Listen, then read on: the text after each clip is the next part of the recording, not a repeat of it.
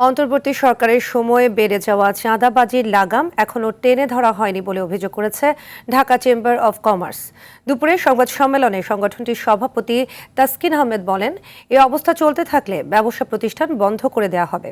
আর শুল্ক ইস্যুতে অন্তর্বর্তী সরকার যুক্তরাষ্ট্রপন্থী চুক্তি করেছে বলে মনে করেন ঢাকা চেম্বারের সভাপতি। তৌহিদুর রহমানের রিপোর্টে দেখুন বিস্তারিত।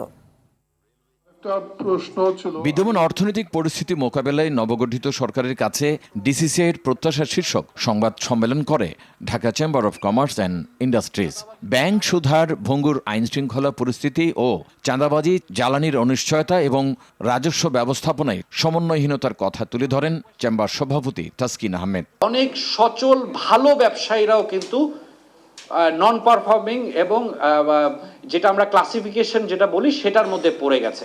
খেলাপি ঋণের উচ্চহার এবং ঋণ শ্রেণীকরণের সীমা 9 মাস থেকে 3 মাসে নামিয়ে আনার কারণে আর্থিক খাতে অনাকাঙ্ক্ষিত পরিস্থিতি শিল্প খাতে অস্থিরতা তৈরি করেছে বলে মন্তব্য করেন তাসকিন। তুলে ধরেন ব্যবসা প্রতিষ্ঠানে চাঁদাবাজির কথাও।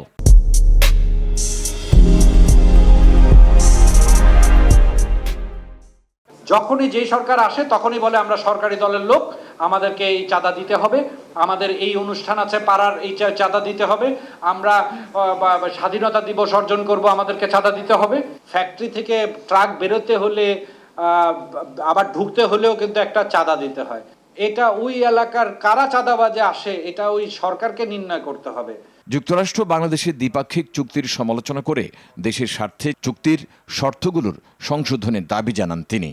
একটি নির্বাচিত সরকারের উপরেই এটা ছেড়ে দেওয়াটা মনে হয় ভালো ছিল। আমরা নিষেধ করেছি এবং একটি নন ডিসক্লোজার এগ্রিমেন্টের নামে অর্থনৈতিক সার্বভৌমত্ব বিরোধী একটি ইউনিল্যাটারাল যুক্তরাষ্ট্রপন্থী এগ্রিমেন্ট অন্তর্বর্তী সরকার সই করেছে, যেখানে বাঙালিদের আমরা খুবই বিস্মিত এবং আমরা ভাবিয়ে তুলেছে। চুক্তিতে এলএনজি সহ অন্যান্য পণ্য আমদানিতে শর্তারোপের কারণে বাংলাদেশের ব্যবসা পরিচালন ব্যয় বাড়বে বলে আশঙ্কা ঢাকা চেম্বারের। থাকতে পারে বলে তৌহিদুর রহমান, RTV, ঢাকা।